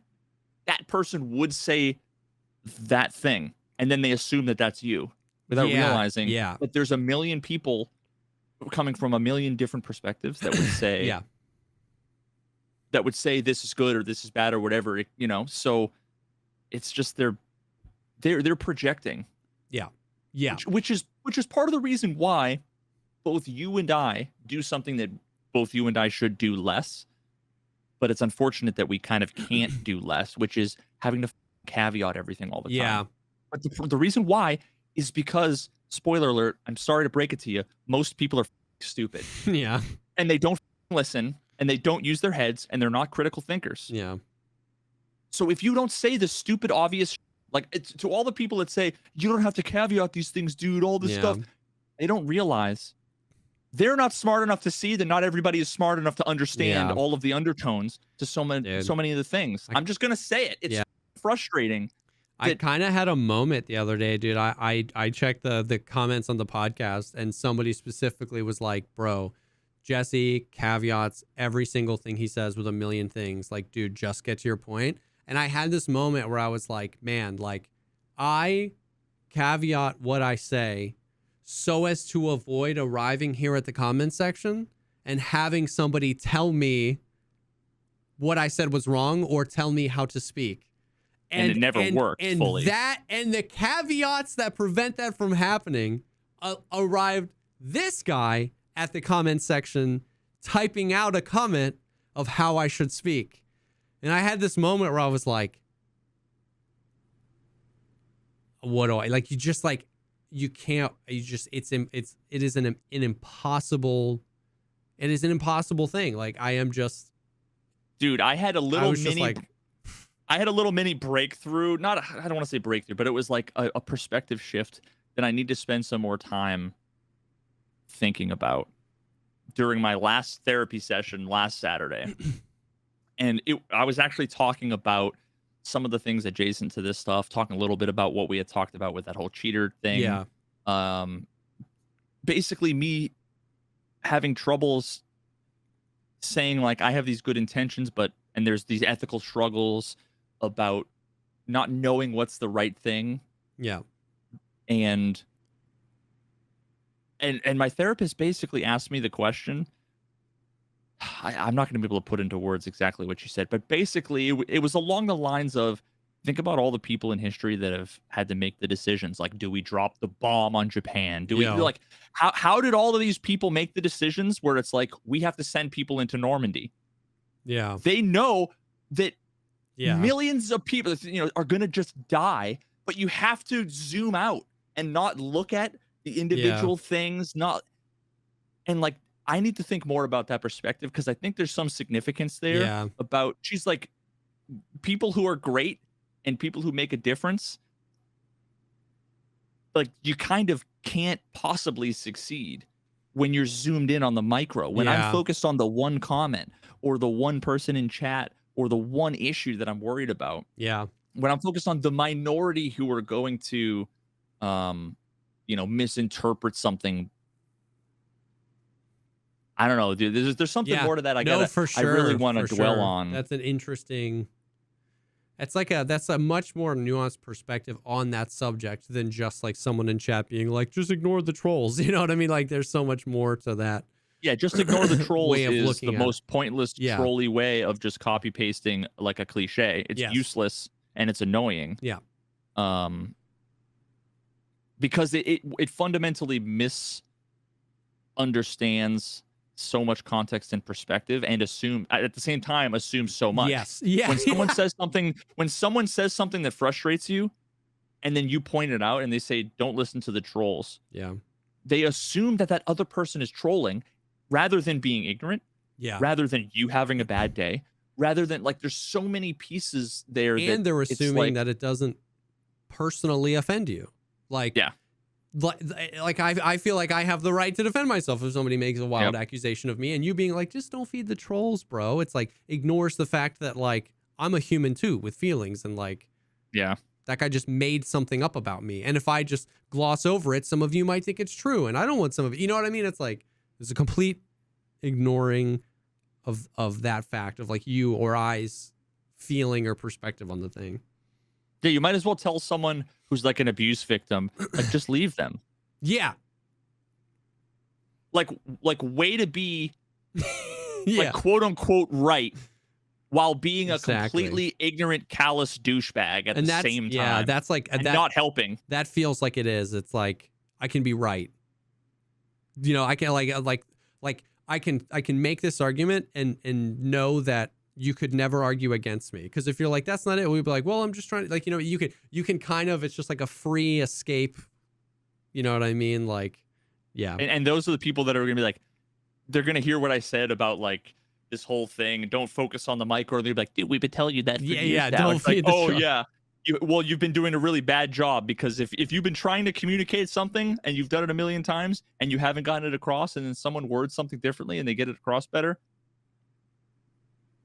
I don't know. Sounds like, could be a skill issue, like skill issue. Bro, 2 separate times this week, I have been either accused. Well, one time I was accused, but then one time I was asked if I am paid by Battlestate Games. And it's weird because, like, ironically, somebody today in chat, they like, it's hard to tell if they were trolling or if they were like innocent AF, like, you know what I mean? But he was like, hey, I was just wondering, like, do you have like a certain amount of like hours that you have to stream Escape from Tarkov and like talk about the game? And I was like, no. And then and then another person was like, came in and was being super snarky, and I was just like being like, stop being such a, and he was like, yeah, whatever, we just know that you're a paid shill for the game. And those are the situations where it's like, responding to that is such a lose-lose. You know what I mean? Because like, it's like the playground arguments where they just try to elicit a reaction, because any reaction can then be manipulated and put in the box of, you reacted to that statement, so it must be true. If I'm like, no, I'm not, they're like getting a little sensitive. But if I'm like, dude, you're an idiot, they're like, you didn't deny it. You know, it's the whole, does your mom know you're gay? You can't get out of it. You know what I mean? Like, but then on the flip side, there's also the, oh, he's not answering, he's ignoring it. Oh, exactly. So it's like, the problem is not how you respond. It's that people are stupid douchebags. They can take any response and fill it into their perception of the world. It's the same thing with cheating. Like, I got into an argument, a funny argument, because I knew it was funny. He didn't realize it was a funny argument. I realized it was, about how like almost all streamers cheat. Like, this is a well-known thing. Like, almost all the streamers cheat. You know what I mean? And it's just like, how else would anybody watch us? And it's like, and I remember talking to Ammunition about it, and it's like, if you look at the world through the lens of what I believe is right, and anybody that believes anything else is part of the conspiracy to cover up the fact that I'm right or whatever, or like, it's just, you can't, you are an unchangeable thing. You're cemented to the ground. You'll never change, right? Because everyone's just part of the conspiracy at that point. And so if you believe that all streamers are cheating, well, the reality is, if you believe all streamers are cheating and believe that nothing can be said or done to prove that they're not, you're the idiot for bringing it up. Because, like, what do you want, right? Like, and that's what I told him. Like, I was like, they want to sit on the corner of the street, and with signs that they hand scribbled, saying the moon landing was fake, and they want everybody to not think they're crazy. Exactly. And they want them to take them seriously. And when those people come up, all I want out of the conversation is basically to force them into a position where they have to admit that, because that's when they never admit it, but that's when they shut up. Yeah. Because if I'm like, what do you want out of this? Like, what can I say that convinces you? It's nothing, right? If I say this, you're going to say this. Like you're convinced. I think you're dumb, but you're convinced. So what do you want? Then they never say anything, because the only way to answer that question is, I just want to complain. I just want attention. Yep. I just want people to, you know what I mean? I want to recruit people to my cause. None of those things look good, so they shut up. You know what I mean? So it's like, it's weird. But I just found it to be so interesting that I don't get those accusations too frequently, at least not to my face. Lots on like Twitter and in YouTube comments and stuff like that. But in Twitch chat live, I don't get those accusations to it. So I found it so funny that twice in the last week, when I'm at my lowest point ever with Escape from Tarkov, I like, you know what I mean? Like, we're like bashing it out on the podcast. I'm malding all day on stream about the game, and somebody's like, I think you're a paid shill. I'm like, dude, what? See, the thing is that, I mean, it could very well be that those are the people that just go around all the streams and do that kind of thing. Yeah. And nobody's streaming Tarkov anymore. Yeah, so they got to me faster. You're just more likely to get to any individual person. It's the same thing. Like, somebody came in yesterday and was like, wow, dude, you burnt out on Tarkov? I'm like, the fact that I'm not playing Tarkov is an indication that I'm burnt out. But then you also see Deadly Slaw, blah, blah, blah, all these different names that are also not playing Tarkov. They're not burnt out. I'm sure it's not an indication. Like, what's the common denominator? Yeah. Like, maybe it could be an indication that Tarkov is in a bad place. And if I was on Tarkov, Tarkov, it could be a combination of all of those things. Bro, stop malding, go play another game. Take a break. Or you're only doing it because you're a paid shill, or, you know, blah, blah, blah. It's almost like, you know, playing video games for a living isn't the easiest thing on planet Earth. It's not that it's not easy compared to a lot of things, but, you know, it's almost like easy in function, but extremely stressful and hard in like mental and stuff like that. Like, it's funny because like easy is such an interesting word. What I do is easy in the term of like, I'm just playing a game. You play a game for fun. I play a game. I'm chatting and I'm doing manual labor, but it's easy. But easy does not describe the difficulty of becoming successful at this, right? Because like there's, what are the numbers? I forget. There's like 13 million people that stream on Twitch at least once a week or something like that. It's like, how many of them are supporting their families with that income, right? Statistically, that would mean it's not very easy. So it's like, it's such a hard thing to convince people, because like, like right now in this moment, I am playing video games and talking to my friends. That's a relatively easy thing to do. But you could make an argument that like LeBron James is playing basketball. When he's on the court, he's playing the same game you play. So just go through whatever mental hoops you need to figure out why LeBron James is LeBron James and you're not LeBron James when you're on the court, and then apply some of that logic to, I'm not LeBron James of Tarkov, but you know, I'm on the bench. You know, I'm on the team at least. You know what I mean? You're not. You're playing a game yeah. for a living, right? Yeah. Yeah, no, it's the same thing. I mean, yeah, and I've never in my 34 years, I had to think for a minute. In my 34 years, other than, you know, like maybe when the year I was 15, which was, you know, just like 8th to 9th grade is just a particularly, you know, challenging for, I think, some folks. I'd never struggled with mental health stuff, never struggled with depression. And I've been through some, you know, until the last few years of streaming. It's been the hardest thing I've ever done. And I, you know, degrees and 10 years of working, you know, 15 years of working, a number of jobs all over the place. Yeah, this is the hardest, most challenging thing. I never struggled with anxiety before this. Like I mean, same. Yeah, like just did you watch the show Beef? It's a show on Netflix. It's a brand new show. It came out a few weeks ago. It's really interesting. A lot of people are classifying the genre of the show as millennial rage. It's it was really good. It was really well acted. It was really good. And there's a lot to get into, but like the theme of the show, not what it's about, but the theme of the show is basically the just like ever present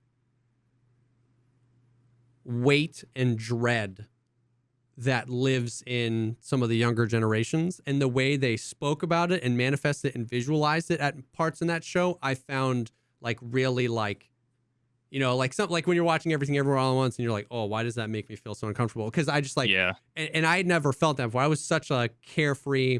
We talked a little bit before about like, before I was like streaming, we were like so poor, and it's like I'm more anxious now than when I was much poorer than this.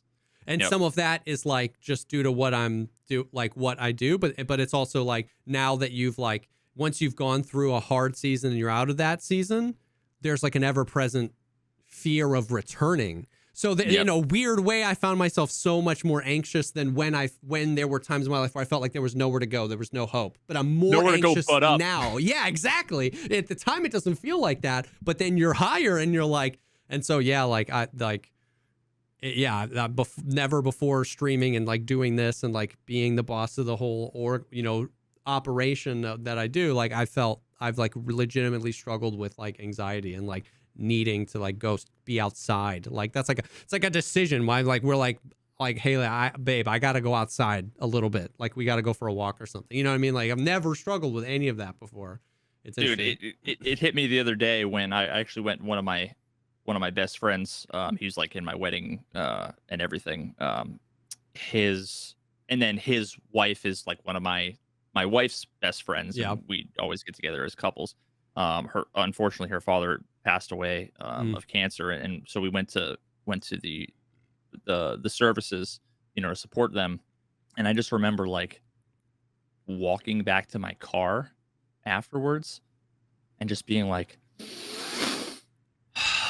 like, why is taking a deep breath of fresh air on a beautiful, you know, 68-degree, like why does this feel so alien? And like it's so good. It's good, but it's also like that's a problem. Yeah. You know? Yeah. And it used to be like nice to go down the street and like grab an iced coffee, you know, like once a day, just go grab an iced coffee, you know? Yep. And now it's like I'll sit and I'll think like, you know, just I have a box of Red Bull. I'll just grab a Red Bull or whatever. Like, and it's like, why? There's something about this whole content creation thing or whatever that's like the 7 minutes it takes me to get some fresh air, and but I can start my stream now. Yeah. Or I could edit this, or I could finish this thumbnail. It'll only take me a few more minutes. Like, dude, I did the same thing. My wife asked me to take the trash out, and she'd already taken the trash out to the curb, but I had the bag in the house. She was like, "Can you take it out?" Like 10 minutes later, I come in the house and she was like, "Are you okay?" And I threw it in, and then I walked up into our driveway and I just looked out, and the sun was setting and it felt nice outside. And I was just like, and I didn't do anything. I just stood there outside looking at our neighborhood. And I was like, whoa, life, you know? And she was like, "What the hell are you doing?" And I was like, "I haven't been outside in like 2 weeks, dude." Like, man, between getting deep into content creation in the last couple of years and COVID, that right there is like, I think, going to have lasting impacts on so many people. yeah. It's a weird uh combination of things that, yeah, like I'm gonna say this knowing that, like, I'm sure there's someone I'm gonna be insensitive to somehow, but to me, like, the pandemic's over. Yeah. You know, like, I was at the hospital and nobody was wearing masks Yeah. at the hospital. You know, like, it's functionally over. Yeah. And yet it still feels like Yeah. the world is different now. For sure. And I'm different now. And it's fucking, and it's like, some of it is hitting that like 30-something-year-old mark. Some of it is, but then there's that plus the pandemic, Yeah. plus all of the, man, it's been rough. Yeah. And actually, that reminds me too. There was so many comments on the last video, people saying just nice things about like me dealing with my grandmother and all that stuff. So I have to say, I wanted to open the podcast with that, but I forgot because of all the technical. Yeah. So yeah, huge thanks to everybody. I really appreciate it. Yeah, for sure. Those are the moments, because I was reading through some of those too, and those are the moments where you're like when like we've talked a lot before about like in a neutral zone, we tend more negative, like society. Like in a neutral zone, the comments, if there's 1,000 comments on a video, most of them will be negative, right? Like, you know, you've got your true, like the true fans that are chill, that are super dope, but then like there's people that always nitpick.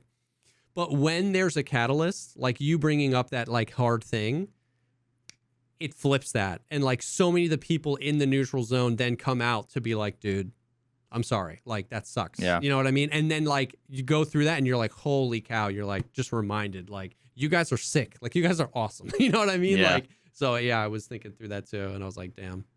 And it's unfortunate. I mean, it's the same way in like real life. Where, for sure. You know, like when somebody who was like loved in a community, you know, maybe dies young or something, and it's like thousands of people show up to the service, you know, it's like, yep, it's amazing, but at the same time, like, man, it sucks that that's what it takes. Yeah, exactly. You know? For sure. I mean, it's the same thing when if you have great service at a restaurant, you're like, a lot of times you just think it. You're like, oh, that was good. You know what I mean? And it's like, man, we should say those positive things more, you know? Oh man, that reminds me. I remember there's a restaurant that a really good Mexican restaurant that me and my wife always go to when we go to Sedona. And I remember last time we were there, the waitress, for some reason, she was just like stood out to us as being like just exceptional service. And we like made sure to like go on Yelp and like review her, and even like asked to talk to her manager. Yeah. Which I'm sure at first was probably like, oh God, you know, and we, you know, like me and my wife, we try to do this as much as we can, where it was like, you need to know as her boss that she's special, and, you know, like she made us, we're going to come back here every time. And, you know, and I remember that we did that. And then like 2 years later, we were recently, this was a couple months ago, we were back in Sedona, and she was dealing with the table like down the way, and we had a separate server, and they were saying like, oh, you were so nice, you've been so helpful. And I was like, that's the same, like I recognized her, that's the awesome. Same woman. And we like flagged her down, and she like remembered that we were from New Hampshire, like all this stuff. And crazy. It was like, damn, you know, like, so yeah, I mean, more of that needs to happen. When people do, more people need to do good things just because they're the good things, and then more people need to like thank people for doing good things. Yeah, and recognize and appreciate it. Yeah, for sure. So, for sure.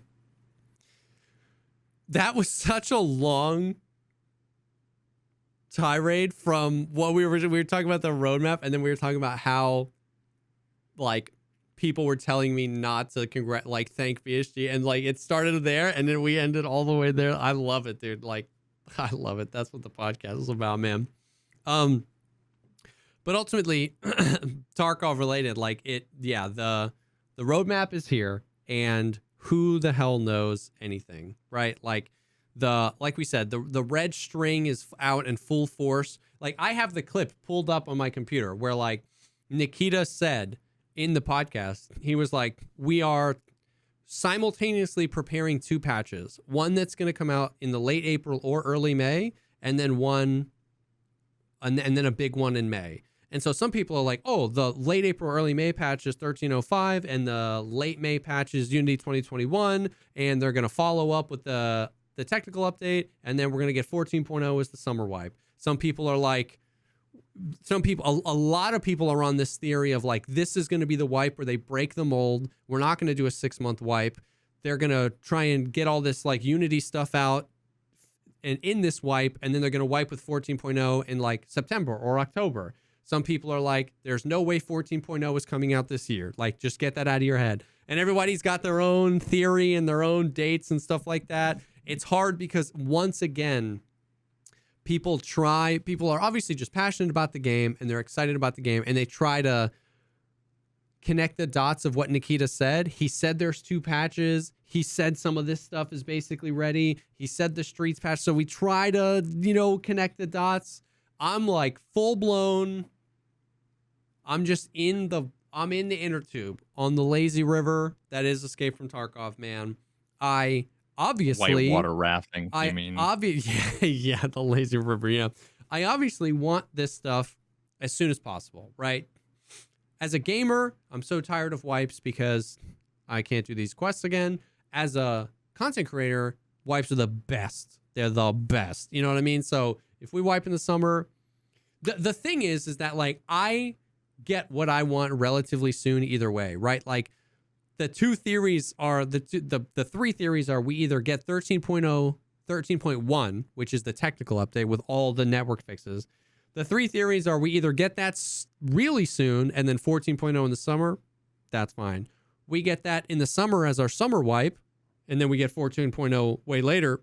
That's fine too, because all I want are the network fixes. Or this is a longer wipe and we still get it soon. So it's like, the big thing for me is that it's 13.1. Like you were saying earlier, Tarkov lives or dies by that patch. And so the fact that that's pretty early on in the roadmap, like once we get the Unity 2021 patch, that's soon after, I'm excited. I'm just excited for that.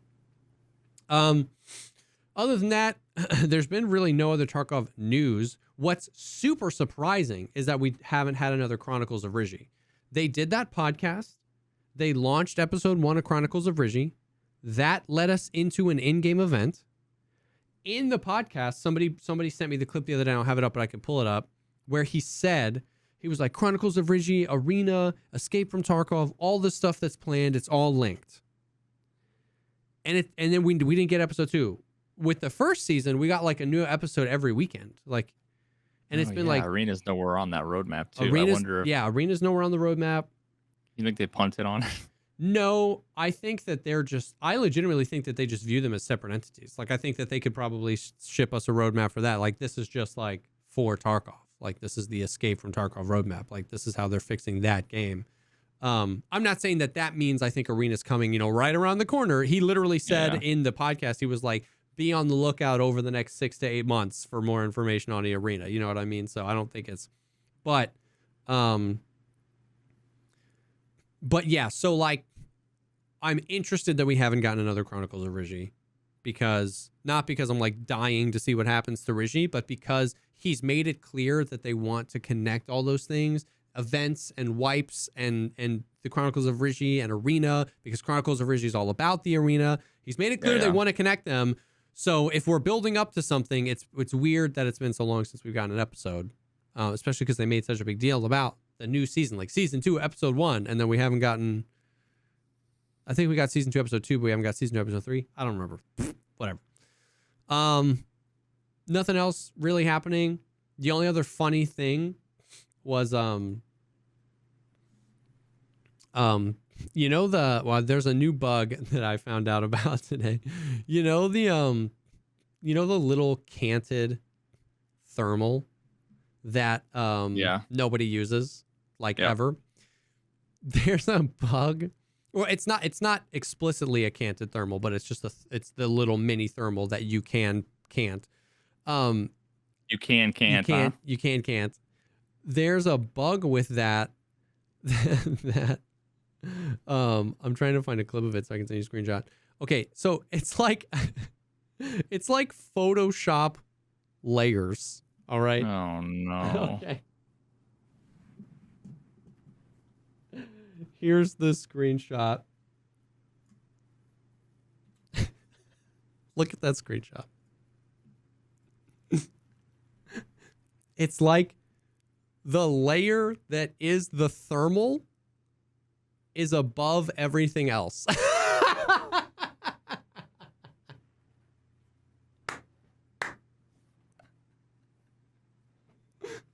So you can put it on a canted site, but you can see it no matter what. So it's on the right side of the scope, right? So if the weapon's just shouldered just normally, not even shouldered, right? And have a voodoo, the voodoo normally would be totally blocking it, but you see a little purple triangle, a rectangle that is the screen just sitting on top of the scope, voodoo. and it just floats there, presumably yeah. Oh. And it works. So you can see thermal signatures on it. Of course you can. Yeah. So it dude, it's so scuffed. It's so sorry. I hope Jesse sent that in JFIF. It's so scuffed. So that was a funny thing. And then yeah,